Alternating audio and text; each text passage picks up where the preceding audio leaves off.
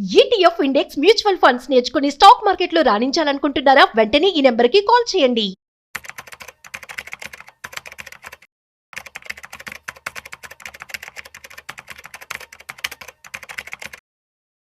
ఈ మధ్య credit risk funds Nifty కంటే ఎక్కువ జనరేట్ చేస్తూ ఉన్నాయి. అసలు క్రెడిట్ ఫండ్స్ ఇంత ఎక్కువ ఎలా జనరేట్ చేస్తూ ఉన్నాయి? సో ఈ విషయాలు కూడా మనతో చెప్పడానికి ఫైనాన్షియల్ ఎక్స్పర్ట్ సుందరాం రెడ్డి గారు ఉన్నారు. సో వారి మాటలో మరింత సమాచారం అడిగి తెలుసుకుందాం. హాయ్, హలో, నమస్తే, welcome to business buzz with Rajiv Pasupuleti on Suman TV. Hi sir, నమస్తే. నమస్తే. యా సార్, ఈ మధ్య మనం చూస్తున్నట్టయితే క్రెడిట్ రిస్క్ ఫండ్స్ అనేవి నిఫ్టీ కంటే ఎక్కువ పర్ఫామ్ చేస్తూ ఉన్నాయి. అసలు ఎట్లా సాధ్యం అంటారు? బేసికల్ గా క్రెడిట్ రిస్క్ ఫండ్స్ అనేది డెట్ మ్యూచువల్ ఫండ్స్ అండి. అవి అంటే క్రెడిట్ రిస్క్ ఎక్కువ నాట్లు ఇన్వెస్ట్ చేస్తాయి. అవును. మామూలుగా అయితే త్రిబుల్ ఏ రేటింగ్ ఉందనుకోండి, క్రిసిల్ రేటింగ్ త్రిబుల్ ఏ ఉంటే అవి safe and more guarantee returns అని లెక్క అనమాట. ఓకే. అండ్ ఏఏ ఉందనుకోండి, అవి దాంట్లో రిస్క్ కొంచెం ఎక్కువ ఉన్నట్లు లెక్క అనమాట. అందుకని క్రెడిట్ రిస్క్ అంటే ఆ పదంలో ఉన్నట్టు క్రెడిట్ రిస్క్ లో ఉన్నాయి అనమాట. అంటే తక్కువ సేఫ్టీ ఉన్న క్రెడిట్ ఫండ్స్ అనమాట ఇవి, డెట్ ఫండ్స్ అనమాట ఇవి. ఇలాంటి వాటిలో ఇన్వెస్ట్ చేస్తే న్యాచురల్ కొంచెం ఎక్కువ రిటర్న్స్ వస్తాయి మామూలు వాటితో పోల్చుకుంటే. బేసికల్ ఇప్పుడు ఇండియాలో డెట్ ఫండ్స్ లో ఉండి నాకు 100% గ్యారంటీ కావాలి అనుకుంటే it's none other than the government of India equity గిటం. మీరు ట్రెజరీ బిల్స్ కొన్నారనుకోండి, టీ బిల్స్ అలాంటివి, అది సాక్షాత్ గవర్నమెంట్ కి ఇచ్చేస్తున్నాం కాబట్టి ఇంకా డిఫాల్ట్ అవటం ఏమి ఉండదు కదా. బట్ రిటర్న్స్ లోయెస్ట్ ఎత్తాయి, ఎందుకంటే 100% guarantee backed by the government of India కాబట్టి. నాకు ఇంకొంచెం ఎక్కువ కావాలనిపించింది అనుకో, మనం బ్యాంకులకు ఇస్తాం. ఎవరు గ్యారంటీ ఇస్తారు? RBI. But up to 5 lakh వరకు ఇస్తుంది గ్యారంటీ, ఎక్కువ ఇవ్వదు. అందుకని ఆర్బీఐ మనం బ్యాంక్ లో పెట్టినప్పుడు టీ బిల్స్ తో పోల్చుకుంటే కొంచెం ఎక్కువ వస్తుంది. ఓకే, కాదు నాకు ఇంకా ఎక్కువ కావాలి, డెట్ ఫండ్స్ నాకు ఇంకొంచెం ఎక్కువ కావాలనిపించింది అనుకోండి, అప్పుడు ఏంటంటే నాన్ కన్వర్టబుల్ డిబెంచర్స్ అని రిలీజ్ చేస్తూ ఉంటారు. లైక్ పవర్ కంపెనీస్ ఉన్నాయి కదా, వాళ్ళు ఫ్రీక్వెన్సీగా డబ్బు కావాలి కదా వాళ్ళకి, వాళ్ళు లాంచ్ ఎన్టీపీసీ కావచ్చు, లేకపోతే పవర్ గ్రిడ్ కావచ్చు, పవర్ ఫైనాన్స్ కార్పొరేషన్ కావచ్చు, ఇలాంటి వాళ్ళు నిరంతరం ఈ నాన్ కన్వర్టబుల్ డిబెంచర్స్ లాంచ్ చేస్తూ ఉంటారు. వాళ్ళు బ్యాంకులతో పోల్చుకుంటే లేదు ఒక 0.5% ఎక్కువ ఇస్తారు. అంటే మనం 7.5 అట్లా ఎక్స్పెక్ట్ చేయాలి. బ్యాంకులు 6 ఇచ్చినాయి అనుకోండి, వీళ్ళు 7 దాకా ఇస్తారు. సో వీళ్ళు కూడా డిఫాల్ట్ అవర్ గ్యారెంటీ డబ్బు ఇస్తారు. వీళ్ళందరికీ త్రిబుల్ ఏ రేటింగ్ ఉంటుంది బై డిఫాల్ట్. ఇక్కడ ఎక్కువ వస్తుంది. నాకు ఇంకా ఎక్కువ కావాలనిపించింది అనుకోండి, అప్పుడు ఏదైనా కంపెనీ అన్నోన్ కంపెనీలో లాంచ్ చేశారు అనుకోండి, వాళ్ళు డబ్బు కావాలనుకోండి, వాళ్ళు 9 దాకా ఇస్తారు. ఎందుకంటే అది అన్నోన్ కంపెనీ, ఎవరు ఇన్వెస్ట్ చేయరు, ఎందుకంటే నీకు హిస్టరీ లేదు కదా. ఫస్ట్ వాళ్ళు అటెన్షన్ గ్రాప్ చేసుకోవడం కోసం. అవును, కొత్తగా లైక్ అన్నోన్ హౌసింగ్, లేటెస్ట్ గా వచ్చిన హౌసింగ్ ఫైనాన్స్ కంపెనీస్, లేటెస్ట్ గా వచ్చిన మైక్రో ఫైనాన్స్ కంపెనీస్, వాళ్ళకి డబ్బు కావాలి, వాళ్ళకి వాళ్ళ దాంట్లో ఎవరు ఇన్వెస్ట్ చేయరు కదా. అందుకని వాళ్ళకంటే రిస్క్ ఎక్కువ కదా. అలాంటి వాళ్ళు రఫ్ గా 9% దాకా ఇస్తారు, 9 to 10 దాకా ఇస్తారు, 9-10%. అంటే with in the debt funds, debt అంటేనే 1% క్యాపిటల్ గ్యారంటీ ఫండ్, వాటిలోనే గవర్నమెంట్ వాళ్ళ టీవీల దగ్గర నుంచి అది 1 year bond, 5 years bond, 10 years bond ఏదైనా కావచ్చు, గవర్నమెంట్ కి వడ్డీకి ఇచ్చే దగ్గర నుంచి అండ్ ప్రైవేట్ కంపెనీకి ఇచ్చే దగ్గరకి టోటల్ ప్రాసెస్ లో ఈ క్రెడిట్ రేటింగ్ కంపెనీస్ వాళ్ళు ఇచ్చిన రేటింగ్ బేస్ గా తీసుకొని మనకు అంత రిస్క్ మనం అనలైజ్ చేసుకుంటూ పోతాం అనమాట. సో ఈ క్రెడిట్ రిస్క్ ఫండ్స్ అన్ని కూడా గవర్నమెంట్ టీవీలు అంటే దాంట్లో పెద్దగా పెట్టవు, పూర్తి సేఫ్టీ ఉన్నట్లు పెట్టవు, రిస్క్ తీసుకొని ఎక్కువ రిటర్న్స్ వచ్చేసాడు పెడతాయి.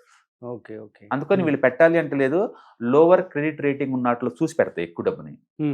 యాక్చువల్గా లోవర్ క్రెడిట్ రేటింగ్ అంటే ఎక్కువ రిటర్న్స్ ఉంటాయి కదా అవి. అందుకని మనం దీని నుంచి 9% ఎక్స్పెక్ట్ చేయొచ్చు. మామూలుగా డెట్ ఫండ్స్ లో 7, బెటర్ పర్ఫార్మెన్స్ 8 ఎక్స్పెక్ట్ చేయొచ్చు. బట్ క్రెడిట్ రిస్క్ ఫండ్స్ లో మాత్రం మనం 9 ఎక్స్పెక్ట్ చేయొచ్చు. అయితే ఈ మధ్య కాలంలో కొన్ని 20 కూడా తీసినాయి బయటికి, అది వ్యాలిటీ.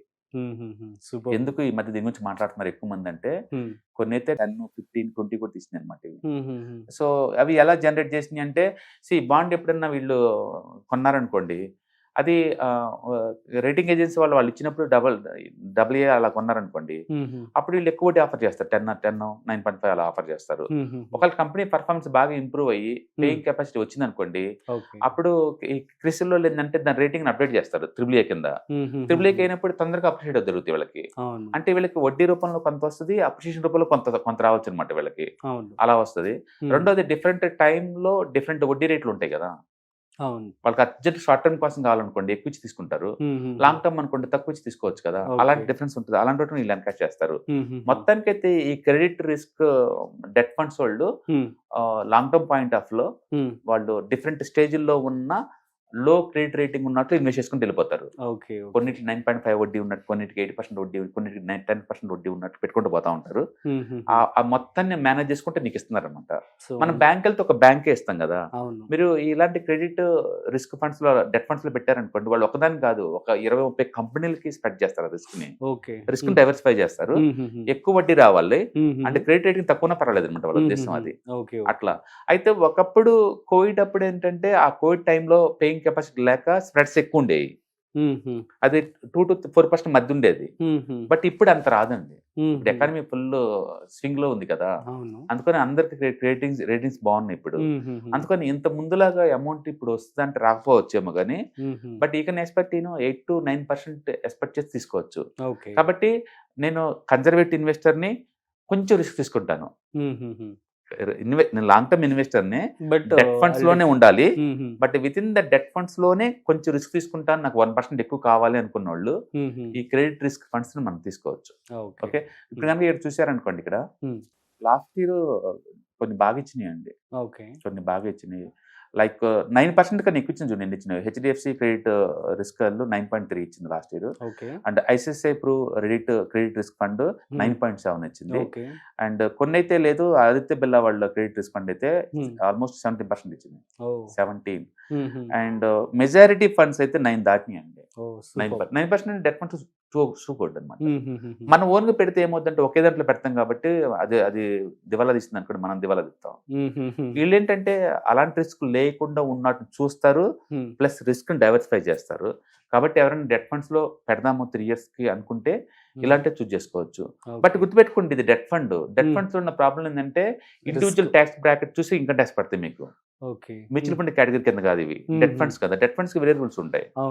అందుకని short term capital gain tax, long term capital gain type దీనికి ఎగ్జామ్షన్ రూల్స్ ఉంటాయి. ఇదేంటంటే ఇండివిజువల్ ట్యాక్స్ బ్రాకెట్ ఎంత ఉందో అంత ట్యాక్స్ పడే ఛాన్స్ ఉంది. అంటే less than 3 years లో నువ్వు బయటకు పోతే ఎగ్జిట్ లోడ్స్ కూడా వేస్తారు. ఈక్విటీ లాగా 1 year కాదు దీంట్లో. అందుకని మీరు 3 years లోపు బయట పోకుండా బెటర్ అనమాట. మీరు 1 year లో బయటకు పోతేనేమో 3% వేస్తారు పెనాల్టీ. 2 years లో బయటకు పోతే 2% వేస్తారు పెనాల్టీ.